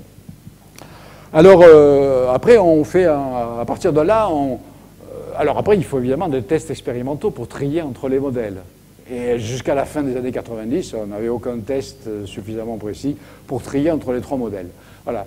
Et puis, grâce aux télescopes extraordinaires qui se développent, les micro-ondes, etc., on est capable de remonter donc, dans le passé de l'univers et de se rapprocher finalement, expérimentalement, j'entends, des conditions initiales de l'univers, datant d'à peu près 13,7 milliards d'années. Et il se trouve que les équations d'univers, les équations de Friedmann-Lemaître, c'est des équations différentielles, de structure, mais c'est beaucoup moins compliqué que les équations de la turbulence des fluides, de l'hydrodynamique, etc. Ce n'est pas du tout des systèmes chaotiques. Donc on retrouve un petit peu d'équations déterministes. Si vous connaissez assez bien les conditions initiales, vous pouvez calculer, ce n'est pas sensible aux conditions initiales, et vous pouvez calculer le développement ultérieur sur des échelles gigantesques. Et précisément, l'observation astronomique permet effectivement, depuis simplement une vingtaine d'années, de connaître avec une bonne précision de quelques pourcents les conditions initiales de l'univers, ce qui permet d'aboutir à ce qu'on appelle le modèle standard du Big Bang. Voilà. Le modèle standard, c'est le modèle consensuel actuel. Ça veut dire que ce n'est pas le modèle définitif, mais enfin, pour l'instant, c'est le modèle le plus costaud, celui qui marche le mieux, qui rassemble à peu près plus ou moins le consensus. C'est-à-dire qu'on a le Big Bang lui-même qui reste évidemment mal compris, donc on met un point d'interrogation parce que ça paraît être un point infinitésimal. Il va falloir modifier la théorie la relativité générale, introduire du quantique dedans, je ne sais pas si je vais avoir le temps de vous en parler. Et puis vous avez, après, vous calculez l'évolution de tout ça. Donc grosso modo, vous avez 3 phases. Vous avez une première phase qui dure quelques milliardièmes de seconde, qui s'appelle l'ère quantique, où en fait l'univers primordial va être décrit essentiellement par la physique quantique, et on ne sait pas encore faire, même si on est en train d'étudier des théories de gravité quantique. Après, vous avez une ère dite opaque, où l'univers il est encore assez chaud, assez dense, et opaque, parce que la lumière reste prisonnière de la matière, ça dure à peu près 380 000 ans, et enfin l'univers devient transparent, donc accessible à l'astronomie, et nous sommes dans l'ère transparente. Donc forcément, en remontant dans le passé de l'univers avec les télescopes, on bute sur cette phase-là, la transition entre l'opacité et la transparence, le moment où l'univers a émis pour la première fois de la lumière, voilà. L'origine de la lumière.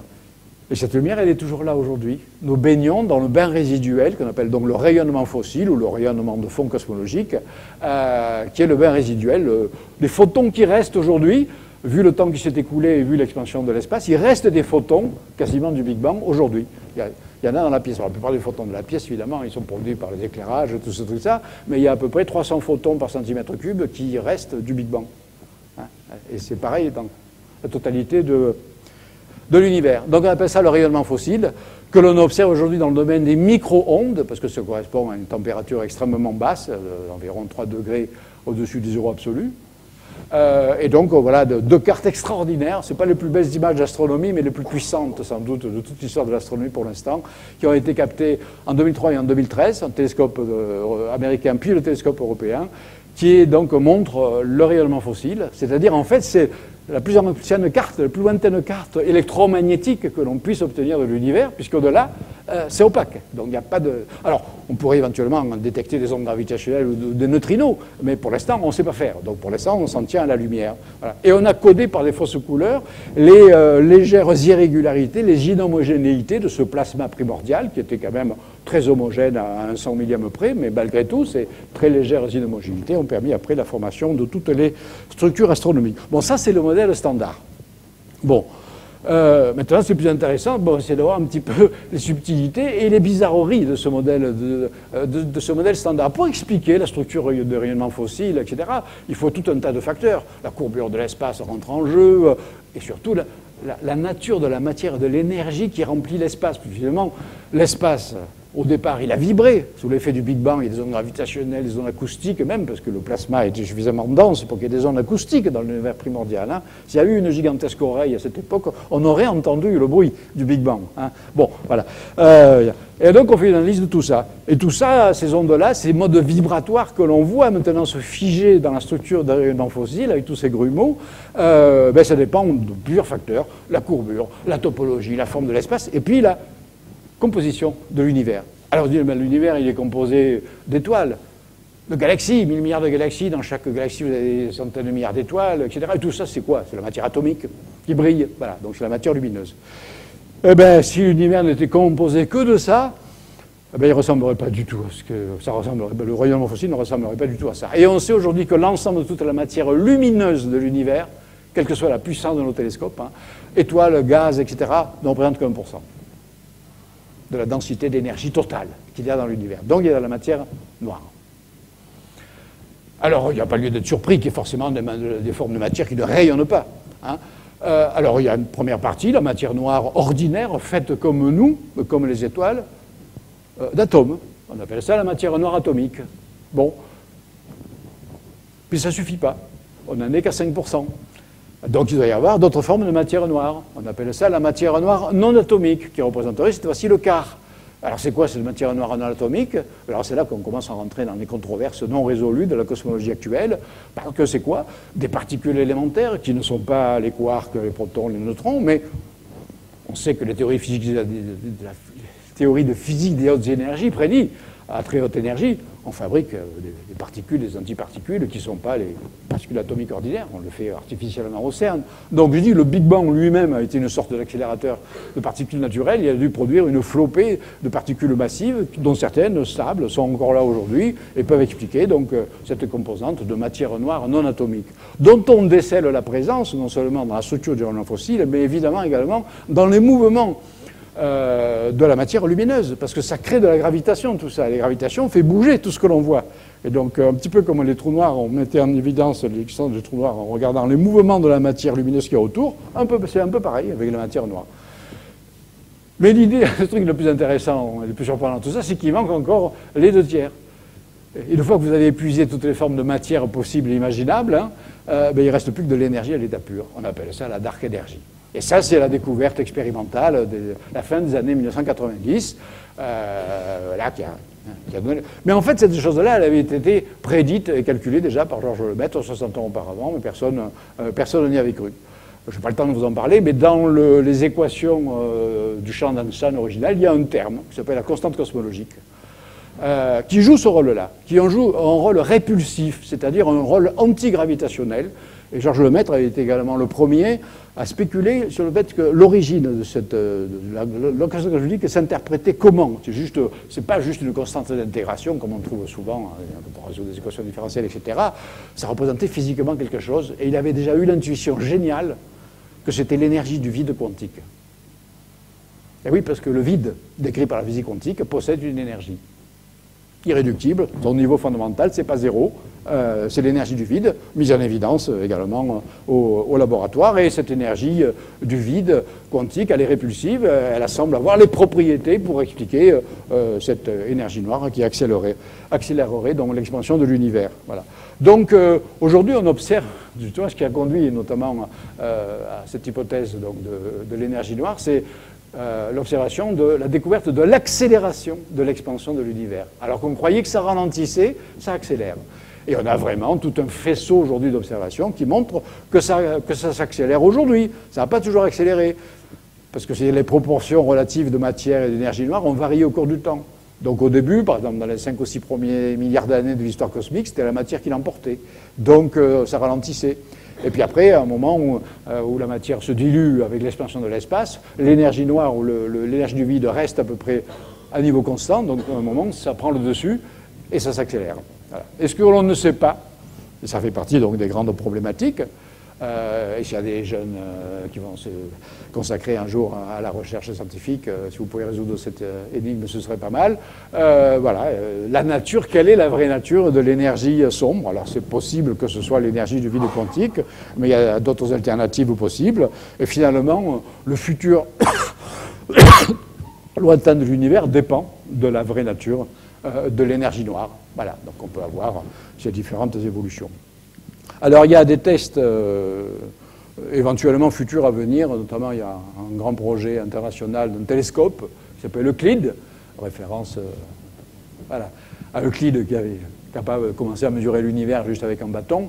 Là on envoie des télescopes hyper sophistiqués dans l'espace, c'est pour 2020, et qui va observer un ensemble de phénomènes un peu compliqués pour contraindre ce qu'on appelle les équations d'état de l'énergie sombre. Parce que cette énergie sombre, c'est une forme d'énergie qui a une équation d'état, c'est-à-dire la pression liée à la densité d'énergie, fois C2, et puis il y a un coefficient de vent. Et comme c'est répulsif, il y a un moins de vent. Voilà. Et donc il y a un facteur de proportionnalité. Et donc ce type d'observation est censé contraindre le facteur de proportionnalité. Si c'est moins 1, c'est la constante cosmologique. Si c'est différent, c'est autre chose. Et c'est des nouveaux champs qu'il faut inventer. Voilà, donc ça peut faire intervenir une nouvelle physique. Bon, alors là, vu que je dépassais mon temps, je n'ai pas le temps de vous parler de l'autre sujet sur lequel j'ai beaucoup travaillé, sur la topologie cosmique, c'est-à-dire la vieille interrogation sur la taille de l'univers, est-ce qu'il est fini ou infini? Mais très rapidement, je vous dis simplement que moi j'ai proposé avec mes collaborateurs des modèles d'espace fini sans bord, et notamment un espace absolument fascinant qui s'appelle l'espace sphérique dodécaédrique de points carrés, qui propose une structure géométrique absolument compatible avec tous les modèles de Big Bang, et qui résoudrait un certain nombre d'anomalies qui sont observées dans les données du rayonnement fossile et d'autres choses. Et donc ces modèles-là sont encore en train d'être discutés. Et comme j'ai promis de parler, alors vraiment en 2-3 minutes pour finir, sur les univers multiples, je finis très rapidement avec ça. Pardon. Voilà ce que j'ai appelé l'écume des mondes. Alors pourquoi j'appelle ça l'écume des mondes? J'en reviens à mon histoire de vide quantique. Ben, vous prenez le modèle standard du Big Bang, vous essayez donc de remonter le plus loin possible dans le passé de l'univers. La relativité générale standard aboutit à une singularité, hein, donc, un truc idiot, hein, un point infinitésimal. Voilà. Donc, ben, comment éviter ça? Ben, en mettant du quantique. Ben, forcément, le début de l'univers, il n'était pas gouverné seulement par la gravité, mais il était aussi gouverné par la physique quantique. Donc ça veut dire qu'il faut élargir le panorama de la relativité générale classique en incorporant les phénomènes de la physique quantique. Alors voilà, on a les deux grands piliers de la physique du XXe siècle. C'est magnifique, la relativité générale d'un côté, la physique quantique de l'autre. Mais ça fonctionne dans des cadres de pensée complètement différents, des cadres d'espace-temps complètement différents, etc. Les deux théories sont incompatibles entre elles. Elles marchent extraordinairement bien dans leurs domaines respectifs. Et en général, dans 99,9% des situations, c'est très bien, on n'a pas besoin des deux à la fois. Eh oui, mais quand on s'intéresse à qu'est-ce qui s'est passé au fond d'un trou noir, ou qu'est-ce qui s'est passé vraiment au Big Bang, ben vous avez les deux. Vous avez à la fois la gravité et vous avez à la fois le quantique. Donc on se dit, ben voilà, ce qu'il faudrait, c'est marier les deux. Voilà. Mais alors, ils ne s'aiment pas du tout, donc c'est difficile de marier un couple qui se déteste. Bon, d'une certaine manière. Voilà. Donc, il faut élargir le cadre habituel. Voilà. Alors, donc, soit on penche plutôt pour une approche géométrique à la Einstein, ou soit on penche pour une approche à la théorie quantique des champs, etc. Et donc, il y a plusieurs approches de gravité quantique. Je suis en train de travailler sur ces choses-là maintenant. Alors, vous avez sans doute entendu parler, par exemple, de ce qu'on appelle la théorie des cordes. Alors, la théorie des cordes, c'est une approche venue de la théorie quantique des champs, où on va dire que tous les champs, de même que les interactions fondamentales comme l'électromagnétisme et l'interaction nucléaire forte et faible sont décrits par la théorie quantique des champs, vous avez l'électrodynamique quantique, la chromodynamique quantique, ce genre de choses, etc. On va dire à la gravitation, on va également faire une théorie unifiée de tout. Ça va être aussi un champ avec une particule associée, le boson qui transporte ça s'appelle le graviton, et on va décrire. Voilà. Bon, ça c'est une première approche. Mais pour que ça marche, il faut le placer dans un cadre spatio-temporel beaucoup plus compliqué. Alors on va supposer d'abord que les entités élémentaires, les particules, ne sont plus ponctuelles, mais sont des petits bouts d'espace unidimensionnels qui vibrent. Et alors, donc, ce qu'on appelle une corde, voilà, une corde virtuelle. Donc, il n'y a que deux familles de particules, finalement, les cordes ouvertes et les cordes fermées. Et ça, on étudie les modes vibratoires. Le problème, c'est que pour que ça fonctionne, pour expliquer un ensemble de choses, il faut supposer que l'espace-temps a des dimensions supplémentaires. Il faut en rajouter au moins 7. Voilà. Et donc, là, on est dans la théorie des cordes. Théorie des cordes avec plein de problématiques absolument fascinantes, mais non résolues. Mais ce qui est intéressant aussi dans ce genre d'approche, c'est que justement, le vide continue à jouer un rôle absolument fondamental, parce qu'il n'y a pas une seule théorie des cordes, il y a au moins 10 puissance 500 solutions de la théorie des cordes qui représentent en fait le calcul des états du vide quantique qui font vibrer les cordes, si vous me suivez. Voilà.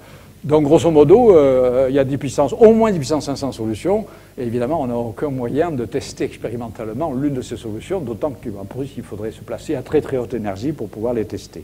Voilà. Mais malgré tout, évidemment, ça débouche sur des travaux qui peut-être ne vont pas aboutir sur le plan de la physique, parce que c'est peut-être pas la bonne théorie, d'ailleurs je pense que c'est pas la bonne théorie de gravitation quantique, mais ça développe des travaux mathématiques absolument fascinants, notamment comment se distribuent les dimensions supplémentaires de l'espace, dans ces dimensions supplémentaires qu'on appelle des espaces de Calabi-Yau, où la topologie joue un rôle absolument fondamental.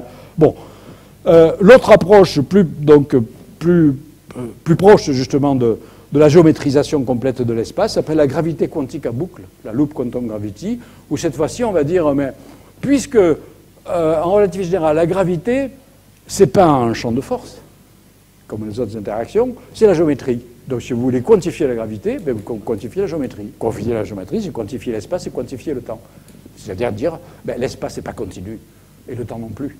Et on ne travaille plus avec une variété différentielle continue de fond, comme on le fait dans toutes les autres approches. On va travailler sur des réseaux d'espace discrets, avec des atomes d'espace, éventuellement des atomes de temps. Donc, des entités minimum qui ne sont pas nulles. Voilà. Alors, tout ce genre d'approches font intervenir le vide quantique. Voilà. Et son énergie. Alors c'est une métaphore du vide quantique, parce que quand on calcule les fluctuations de l'énergie du vide quantique, c'est un petit peu comme un océan turbulent, on ne pouvait pas faire de description évidemment déterministe, on pouvait faire une description statistique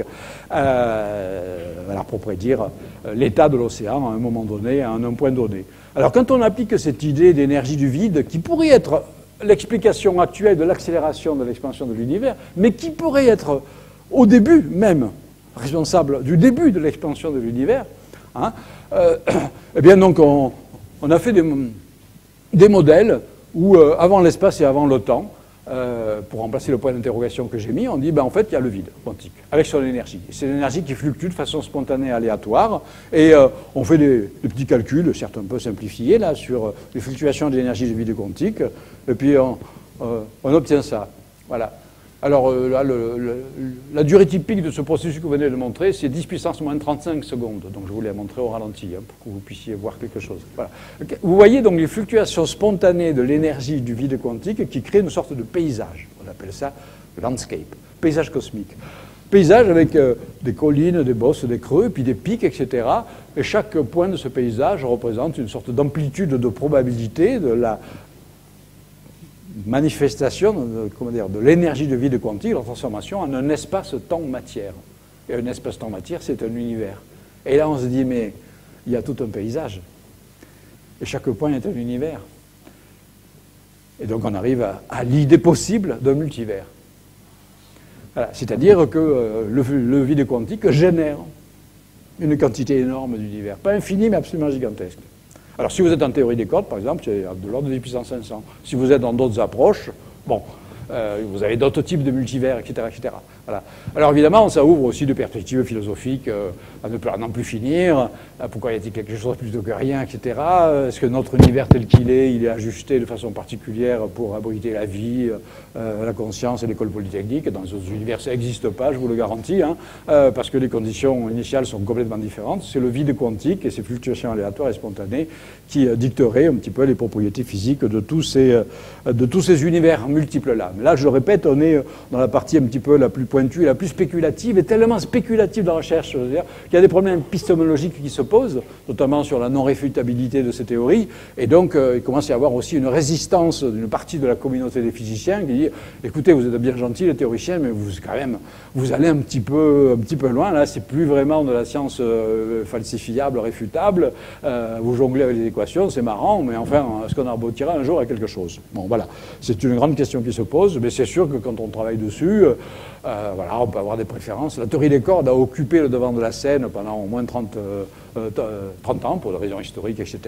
Après, la gravité quantique à boucle commençait à faire un petit peu son apparition, avec maintenant des représentants qui commencent évidemment à être un peu connus, comme Carlo Rovelli, qui est un de mes collègues à l'Observatoire de Marseille, etc. Et puis, il y a d'autres approches dont on ne les a jamais entendu parler, parce que moins de personnes ont travaillé dessus. Par exemple, les ensembles causaux, les triangulations dynamiques, la gravité émergente, la gravité à sécurité asymptotique, ça ne vous dit rien, évidemment. Voilà, ben, ce sont d'autres approches en gravitation quantique. Voilà, j'essaie actuellement un petit peu de comprendre, de voir les points forts, les points faibles de chacune de ces approches. Aucune de ces approches n'est aboutie, et rien ne garantit que l'une d'entre elles aboutira. Et même ce qui n'est pas garanti, c'est qu'il existe vraiment une théorie de la gravitation quantique.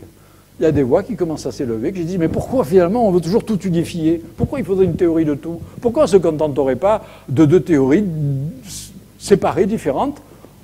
La gravité, alors on peut la quantifier, voilà, mais pas la lier aux autres interactions, pas la considérer comme un machin issu de la théorie quantique des champs. Puis les autres trois interactions décrites par la théorie quantique des champs, on est content, ça marche bien.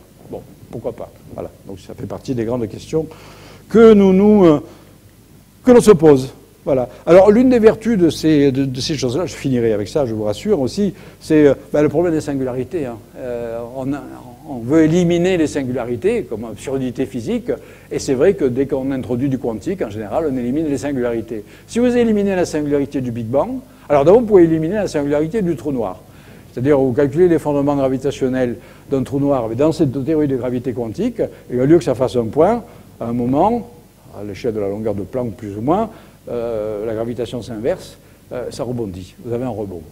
Bon, voilà. Et puis, si vous prenez la singularité du Big Bang, cette fois-ci, eh bien, donc, vous la lissez, et donc il y a un avant Big Bang. Et donc, on commence à faire des scénarios de l'état de l'univers avant le Big Bang, passant aussi par un grand rebond. Bon, voilà. J'ai parlé un petit peu plus longtemps que prévu. On va laisser un petit peu de temps pour les questions. Si vous voulez un petit peu approfondir, mais toujours sans équation, ces choses compliquées. Bon, comme j'ai dit, effectivement, comme a dit Riyad, j'ai écrit beaucoup de bouquins là-dessus. Donc les deux qui sont plus ciblés sur les problématiques dont je viens de parler, ce sont ces deux-là. Voilà, le premier plutôt sur les trous noirs, l'énergie sombre, et le deuxième sur la topologie cosmique et ses formes bizarres. Puis si vous êtes curieux, je tiens aussi depuis quelques années un blog qui est facile à trouver, donc sur Internet, avec tout un ensemble d'articles sur toutes ces choses absolument fascinantes de la physique contemporaine. Voilà, je vais m'arrêter là. On va couper la communication.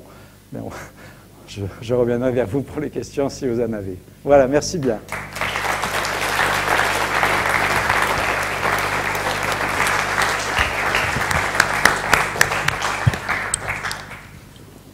On prend le temps pour quelques questions. Merci Jean-Pierre. Oui, voilà. Merci pour l'exposé excellent. Quel scénario est privilégié actuellement par la communauté scientifique entre le Big Crunch, le Big Freeze et le Big Rip?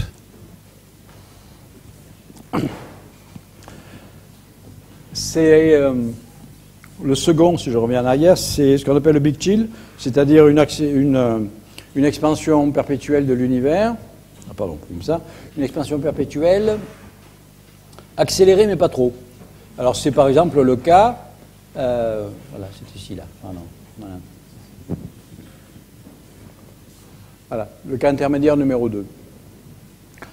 Donc, je répète, c'est la nature de l'énergie noire, la nature physique de l'énergie noire qui va gouverner cette évolution, comparée donc à la densité de matière. Donc, si c'est une constante cosmologique, l'énergie du vide, c'est la courbe numéro 2. C'est pour l'instant le scénario plus ou moins privilégié, consensuel. C'est pas une preuve de quoi que ce soit, hein, sinon c'est le consensus actuel. Voilà. Mais heureusement, il y a des gens qui cherchent autre chose, évidemment, et donc ils imaginent d'autres modélisations de l'énergie noire, hein, non pas comme l'énergie du vide quantique, mais qu'autre chose, des champs de force nouveaux, des champs quantiques, des quintessences, tout ce que vous voulez, etc., etc. On met à la main des équations d'état, et à partir de là, vous calculer. Donc, par exemple, il y a des modèles dits de quintessence où finalement la densité d'énergie sombre va diminuer, va se mettre à diminuer. Au lieu d'être constante comme c'est le cas de la constante cosmologique. Et si ça diminue, ben, un jour la matière emportera à nouveau et donc vous avez un Big Crunch. Ok, voilà. Et puis il y a d'autres scénarios où cette fois-ci c'est des formes d'énergie noire qu'on appelle les énergies fantômes, issues aussi de théories de fusion des énergies, où au contraire ça prend encore de plus en plus d'ampleur par rapport...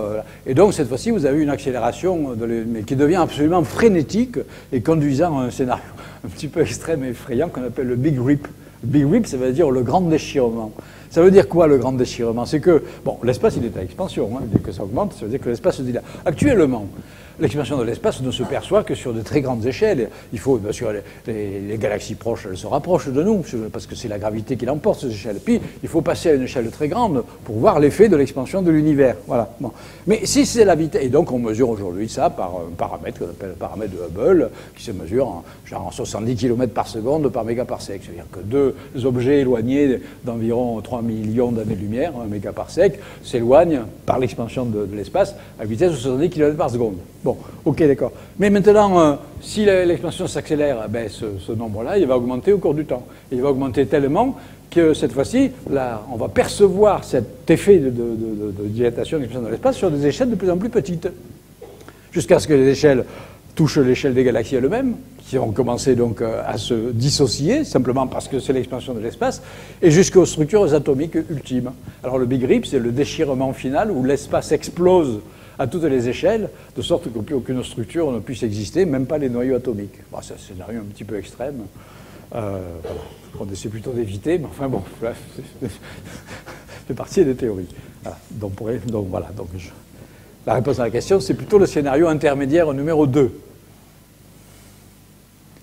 Question, remarque, oui.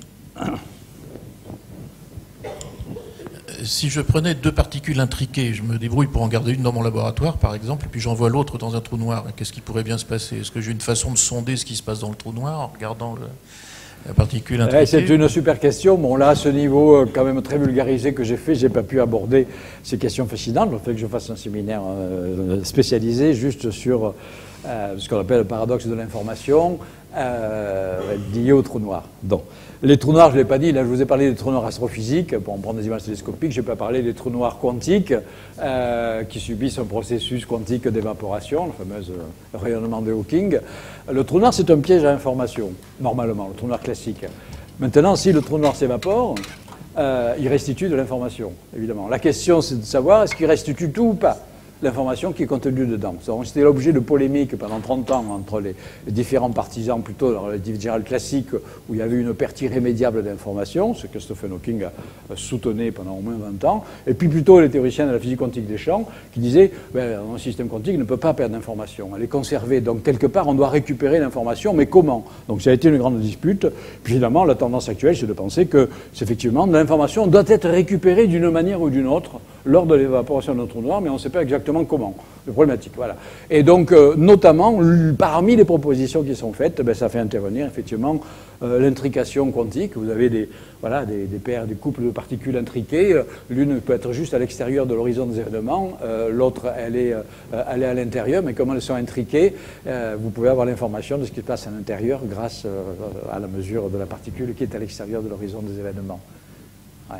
Et ça illustre une fois de plus le fait que le paradoxe n'est pas vraiment résolu, de façon consensuelle et convaincante. Ça illustre une fois de plus l'incompatibilité actuelle entre la relativité générale classique et la physique quantique, le fait qu'on n'a pas encore de théorie de la gravitation quantique complètement satisfaisante. Voilà. Cela dit, dans certaines approches, en fait, c'est la théorie des cordes qui avait le plus développé, mais c'est elle qui a le plus de problèmes. Donc, dans d'autres approches un peu moins développées, alors c'est peut-être pour ça qu'elles ont moins de problèmes, parce qu'elles étaient moins développées, voilà, il n'y a pas de paradoxe de l'information. Par exemple, dans la gravité quantique à boucle, vous avez donc un rebond, tout est restitué, il n'y a pas du tout de paradoxe de l'information. Donc voilà, donc il faut savoir le cadre théorique dans lequel on se place pour essayer de résoudre ce qui semble être des paradoxes. Des fois, on croit que ce sont des paradoxes parce qu'on se place dans un cadre théorique donné. Et puis, vous changez de cadre théorique, le paradoxe disparaît. Encore une question? Bonsoir, merci beaucoup pour cette belle conférence. Vous avez parlé de la constante cosmologique qui pourrait être expliquée par les fluctuations quantiques du vide.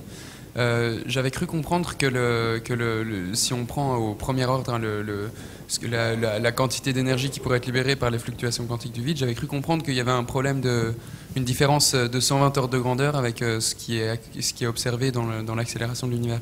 Voilà. Que j'ai mal compris? Je suis content que vous me posiez cette question, oui. Parce que ça illustre une fois de plus le fait que l'on se place dans un cadre théorique donné et on trouve quelque chose de bizarre ou de paradoxal. Alors là, effectivement, si on se place dans le cadre de la théorie quantique des champs, pas vraiment en espace courbe parce qu'on ne sait pas vraiment le faire, etc., on calcule ce que l'on croit être l'énergie du vide, avec les oscillateurs harmoniques, etc., qui devrait donner donc une valeur théorique de la constante cosmologique, voilà. Et puis on trouve une valeur 10 puissance 122 fois plus grande que la valeur actuellement mesurée, déduite de l'accélération, de l'expansion de l'univers. Alors on dit c'est la plus grande insulte dans l'histoire de la physique, un facteur 10 puissance 120 quand même, pour une prédiction théorique comme ça. Voilà. Et c'est extraordinaire, c'est que la plupart des gens, les théoriciens quantiques des champs, et ceux qui travaillent également dans les théories de supersymétrie, puis les théories des cordes, etc., au lieu de remettre en cause leurs calculs, c'est-à-dire que peut-être qu'on n'a pas su vraiment la calculer, ils disent qu'il y a un problème majeur. Oui, un problème majeur avec la théorie. Mais dans d'autres théories, dans d'autres approches de la réalité quantique, il n'y a aucun problème avec le calcul théorique de la constante cosmologique ou de l'énergie du vide qui donne des valeurs tout à fait compatibles avec ce qui est observé. Voilà. Et donc, dans le bouquin que je suis en train d'écrire, qui fait un petit peu le bilan de tout ça, j'ai un chapitre particulier consacré à la constante cosmologique, où j'essaierai d'expliquer, je ne suis pas le seul à le faire, évidemment, heureusement, j'ai des collègues qui pensent la même chose que moi, qu'il n'y a pas vraiment de problème avec la constante cosmologique. Il y a un problème que si on se place dans des cadres théoriques qui sont ultra spéculatifs et qui, par ailleurs, ne marchent pas si bien que ça. Donc, c'est pas étonnant qu'il y ait des problèmes.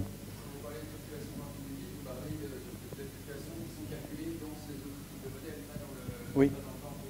Oui. Oui, pour calculer les fluctuations quantiques du vide, vous vous placez dans un certain cadre théorique, un certain modèle. Voilà. Alors, il y a le modèle standard de la physique des particules. C'est là où vous trouvez 10 puissance en main. Après, vous essayez d'améliorer le modèle, d'aller au-delà du modèle standard avec la supersymétrie. Ça tombe à 10 puissance 40. Mais c'est pas terrible non plus. Et la théorie des cordes. Alors, justement, tiens, la théorie des cordes, je vous ai montré une image qui représentait le supposé paysage cosmique. Où est-ce que je vous l'ai mis? Le paysage cosmique là, de la théorie des cordes, c'était ça, là. Hop là, ici, voilà, je fais évoluer. Voilà le paysage de la théorie des cordes. Voilà. Avec chaque point, une réalisation potentielle, donc, de l'univers. Voilà. Alors les partisans effrénés de la théorie des cordes, qui veulent pas en démordre en disant que c'est la seule approche possible, imaginable, pour avoir une théorie de tout, vous dites que, en fait, oui, normalement, dans la plupart des cas, les valeurs de l'énergie du vide sont phénoménalement élevées. Mais comme il y a un paysage avec au moins 10 puissance 500 possibilités, ben, statistiquement, on en trouvera toujours une possibilité très particulière, une sélection, un biais très particulier dans lequel il se trouve que la valeur va être extraordinairement faible et compatible avec la valeur observée. Voilà. Et c'est pour ça qu'il faut intervenir le multivers. Alors c'est un retournement épistémologique complet du raisonnement. En général, on va plutôt adapter les contraintes de la théorie par les données expérimentales, là où plutôt ils font l'inverse. Ils adaptent les données expérimentales à un ensemble foisonnant de théories qui pourrait dire pratiquement toutes les possibilités, donc il y a forcément une qui va donner la bonne valeur expérimentale.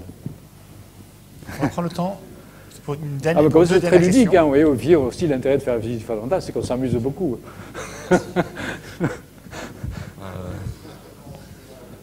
Tout d'abord, merci pour votre exposé. J'aimerais juste vous poser une question à propos de ce que vous avez dit sur le Big Bang et sur le début de l'univers. Donc, vous avez dit que dans les premiers instants de l'univers, du coup, on avait le Big Bang, donc vous avez dit un point infinitésimal. Ensuite, on a l'ère quantique. Et ma question, c'était est-ce que le principe d'incertitude d'Heisenberg, il ne nous interdirait pas en fait de savoir ce qui se passait à partir d'un certain point? Mais si, non, précisément, ce qu'on appelle l'ère quantique de l'univers, c'est effectivement lié au fondement même de la physique quantique, c'est-à-dire la relation d'incertitude de Heisenberg, donc dans la même façon qu'effectivement on ne peut pas déterminer simultanément la position et la vitesse moyennant cette incertitude, c'est pareil avec le temps et l'énergie, etc. Et donc quand on applique tout ça, vous ne pouvez pas faire une description de cette phase totalement quantique de l'univers.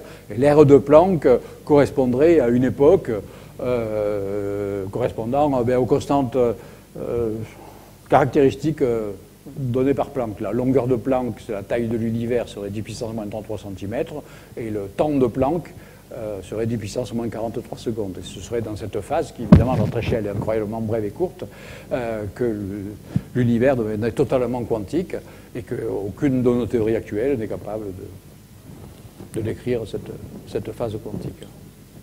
On appelle ça parfois le mur de Planck. Voilà.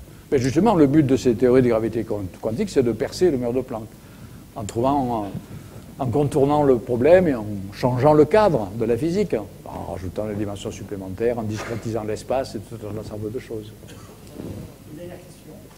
Oui, j'ai une question sur l'entropie des trous noirs. En théorie de Korte, on arrive à expliquer pour une certaine classe des trous noirs l'entropie Bekenstein-Hawking par un ensemble de microétats venant des cordes vibrantes. Et on arrive à expliquer aussi le facteur numérique de 1 sur 4, donc etc.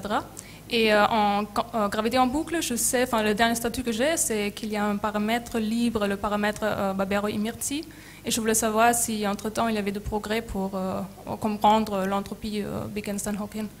Alors c'est vrai, donc l'entropie des trous noirs, donc liée effectivement à l'information, puisque l'entropie est une mesure de la perte d'information, etc., a soulevé évidemment énormément de vagues à partir du moment où où le paradoxe est apparu avec l'évaporation quantique découverte par Hawking, etc., etc.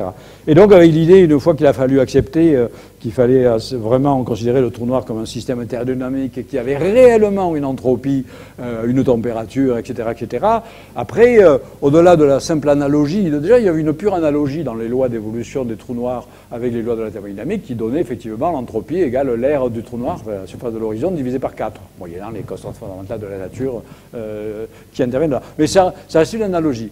Alors après, effectivement, une première avancée intéressante s'est faite effectivement dans le cadre de la théorie des cordes par Koumouroun et Vafa, en 1991, si ma mémoire est bonne, et ils ont repris en fait le calcul de l'entropie en mécanique statistique de Boltzmann. On va calculer le nombre de micro-états dans le trou noir, etc., etc. Voilà. Mais pour ça, ça fait appel à des trucs un peu plus compliqués, j'ai pas le temps de vous parler, ce qu'on appelle l'holographie, c'est qu'en fait, on découpe la surface même du trou noir en unités de surface élémentaires qui sont des aires de Planck, et ils ont montré justement par des calculs de mécanique statistique qu'il fallait 4 aires de Planck pour avoir un bit d'information. D'accord ? Bon. Après, vous allez compter l'information, c'est-à-dire vous allez calculer l'entropie comme ça. Et comme les aires de Planck, c'est minuscule, 10 puissance moins 66 cm², n'importe quel trou noir, il a une entropie absolument gigantesque. La surface de l'horizon des événements d'un trou noir, en aire de Planck, c'est un nombre phénoménal, et on retrouve donc une entropie extrêmement élevée. Sauf que, c'est bien beau tout ça, mais Koumouroun et Vafa, et les autres qui ont suivi, n'ont pu faire le calcul, mais jamais dans un cas générique de trou noir. Ils ont pris des trous noirs un peu idéalisés, trous noirs extrémales notamment, etc. Non, là je parlais de la théorie des cordes. Alors après, il y a eu l'autre approche de la gravité quantique en boucle, qui ont fait une autre approche sur effectivement le calcul de l'entropie des trous noirs. Et comme je n'ai pas encore tout à fait rédigé le chapitre dans mon bouquin, je ne peux pas vous répondre directement sur les dernières nouveautés là-dessus. Il faut que j'aille voir un de mes collègues au centre de physique théorique là, pour lui demander où ils en sont dans leur calcul de l'entropie des trous noirs. Apparemment, d'après Carlo et son collaborateur Alejandro Pérez, ils avaient retrouvé d'une autre façon, mais moyennant un paramètre ajustable, effectivement, ils avaient retrouvé la formule S égale A sur 4. Et ce qui est intéressant, c'est que le trou noir joue justement ces phénomènes d'entropie de trou noir, joue un rôle clé dans toutes les théories de gravitation quantique. De même que l'élimination des singularités joue un rôle clé, l'entropie de trou noir joue un rôle clé. Donc chaque approche doit essayer de répondre à sa manière à ces questions-là. C'est une discussion passionnante. Je pense qu'on va la poursuivre, à côté d'un verre. Écoutez, encore merci beaucoup, Jean-Pierre.